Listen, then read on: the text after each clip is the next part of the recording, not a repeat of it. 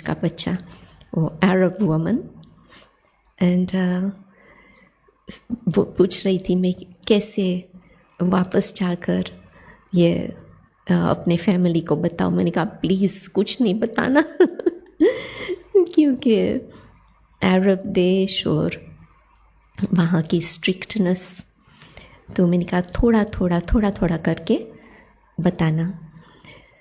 तो ऐसे वो बहन बहुत अच्छा ज्ञान में चल पड़ी। और जसू बहन की छोटी बहन अरुणा बहन, वो भी उन दिनों में कोई अरब देश में ही थी, बहरीन में थी शायद।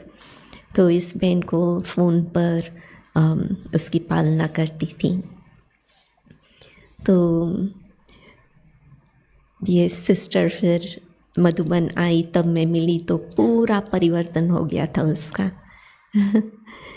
तो दादी जो सेवा देती है, साथ साथ ऐसे विश्वास रखती है, तो हमको अच्छा लगता है, हमारे में भी हिम्मत आती है।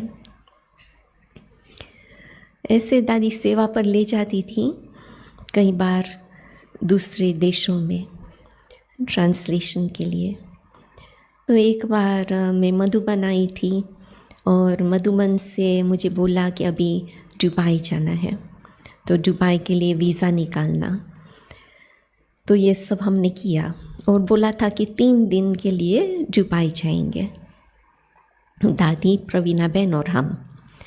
तो 3 दिन हो गया एक दिन बहुत बड़ा प्रोग्राम था होटल में, बहुत बड़ी सभा थी और मेजॉरिटी सिंधी वाले थे, सब हिंदी जानने वाले थे और सिर्फ एक व्यक्ति अरब था, लेबनान का, लेबनीज़। एंड मैं स्टेज पर थी दादी के साथ। दादी ने कहा कि उसके बाजू में बैठकर ट्रांसलेशन करना उसके लिए, तो मैंने किया। फिर प्रोग्राम के बाद दादी उससे मिली। दादी ने उसको कहा आप सुबह 6 बजे आना सेंटर पर और बीना आपको कोर्स कराएंगी तो वो तो आ गए।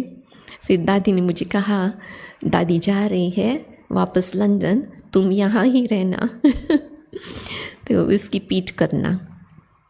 और तो 1 महीना मैं रह गई दुबई में। तो ऐसे दादी ने बहुत किया मेरे साथ, मुझे कहीं ले जाएंगी और मुझे वहाँ छोड़कर खुद चली जाएंगी वापस लंदन। तो एक बार ऐसे हुआ, दादी के साथ टर्की गए थे। टर्की सिर्फ 16 घंटा के लिए गए थे और वहाँ से फिर नेक्स्ट कंट्री ग्रीस, बाजू वाला देश, ग्रीस में 3-4 दिन। तो जिस दिन जाना था, नाइट बिफोर, रात को मिडनाइट, दादी मुझे कहती है तुम यहाँ ही रहना, मैं जा रही हूँ और वहाँ का निमित भाई, एंटनी भाई, उसको बुलाया। कहती है कि इसके लिए टिकट निकालना, वापस टर्की भेजो और वहाँ रहूँ जब तक मीरा बहन, मलेशिया वाली, जब तक वो आवे, क्योंकि मीरा बहन को बुलाया था सेवा के लिए।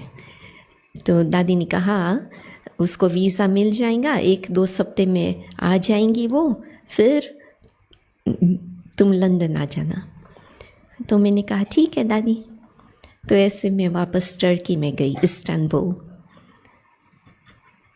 तो मीरा बहन नहीं आई और हम तो 3 सेट कपड़े लेकर निकले थे, समर के कपड़े। वहाँ मौसम भी बदल गई, अक्टूबर आ गया, ठंडी लग रही थी एंड एक बार दादी का फ़ोन आया, तो मैंने कहा दादी मेरा पासपोर्ट ख़त्म हो गया है।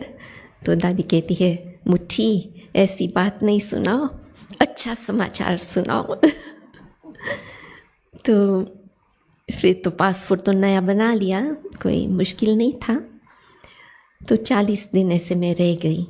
फिर मीरा बहन आई, 2-3 दिन उसके साथ रही, फिर मैं वापस लंदन आई। और मीरा बहन ने चिट्ठी लिखी थी दादी के लिए, तो मैंने जाकर दादी को दे दिया। हिंदी में लिखी थी। दादी ने पढ़कर क्या गुस्सा किया। फिर दादी ने मुझे दिया, ये लो पढ़ो।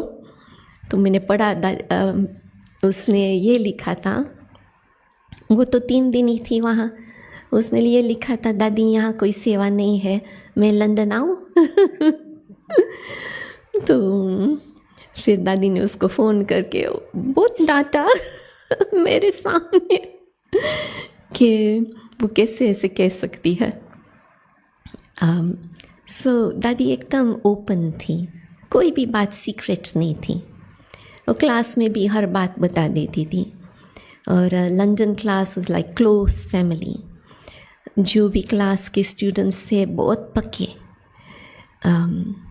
ट्रस्टी बच्चे।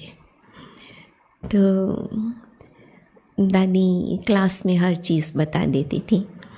एंड ऐसे क्लास कराती थी कि हमको फील होता था जैसे दादी ये हमको शिक्षा दे रही हैं कि हमको ये सीखना है। और एक दिन नहीं, ऐसे ज़ोरदार क्लासेस चलते थे, 1 महीना, 2 महीना, 3 महीना, जब तक आपने ये लेसन सीखा नहीं है। ऐसे दादी हमको बहुत स्ट्रॉन्ग बनाती थी। दादी में स्ट्रिक्टनेस भी थी, ये तो बाद में उसका रूप बदल गया और एकदम लविंग हो गई।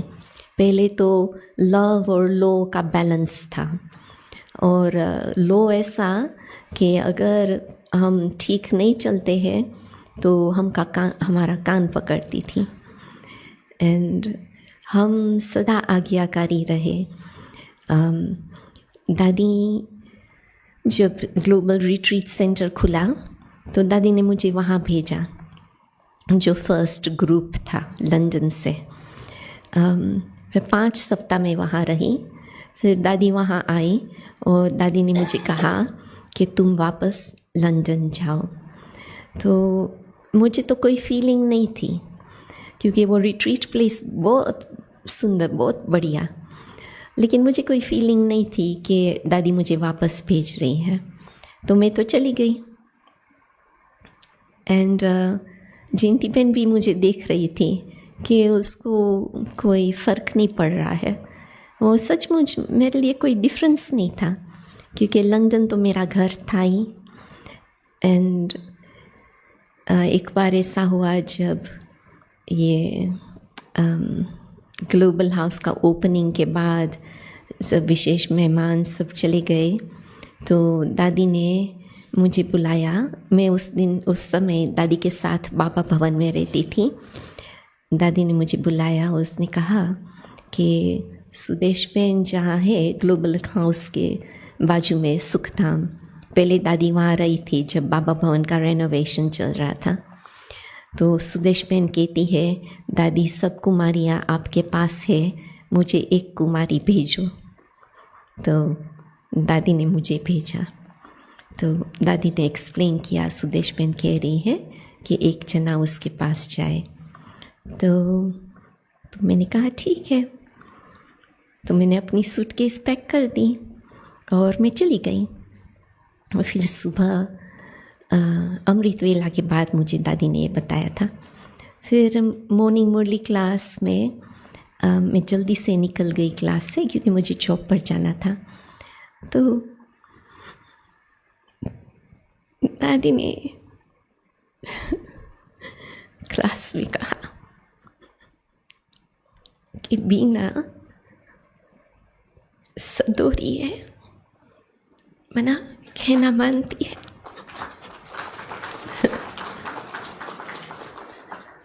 तो मैं पिघल गई इस बात सुनकर। ये तो दूसरों ने मुझे बताया। तो मैं जॉब पर जाती थी, दादी खुश थी। फिर ग्लोबल हाउस शुरू हुआ, थोड़े समय के बाद जॉब छोड़ दिया। और दादी मुझे कहती थी, अभी सेवा ऐसे करो जिन के माफिक, कि किसी को ऐसा ना हो कि इसने जॉब क्यों छोड़ा। तो ऐसे हार्ड वर्क, सो ये भी एक ट्रेनिंग थी कि जो भी सेवा सामने आए वो करना है। और हम ड्राइविंग बहुत करते थे शुरू में, एंड दादी का भी ड्राइविंग कभी कभी करते थे। एंड दादी ने देखा कि ऑल राउंड पार्ट बजाती हूँ, तो दादी बहुत खुश थी। और जब भी मेहमान आते थे मुझे बोलती थी इसका ध्यान रखना। और ग्रुप्स आते थे तो कहती थी 11 बजे उन लोगों का क्लास कराना। सो ऐसे मुझे प्रैक्टिस कराती थी। और बिगिनिंग में, शुरू के दिनों में मेरे में शाइनेस थी, जल्दी से हम बोलते नहीं थे। बट ऐसे प्रैक्टिस कराते जैसे मुख खुल गया। तो मेरे पेरेंट्स ज्ञान में आए मेरे बाद, और मुझे सेंटर में रहने आना था। तो दादी ने छुट्टी नहीं दी थी। ऐसे ही एक दिन रात्रि को मैं सेंटर पर आ गई। और इससे पहले मैं आती थी वीकेंड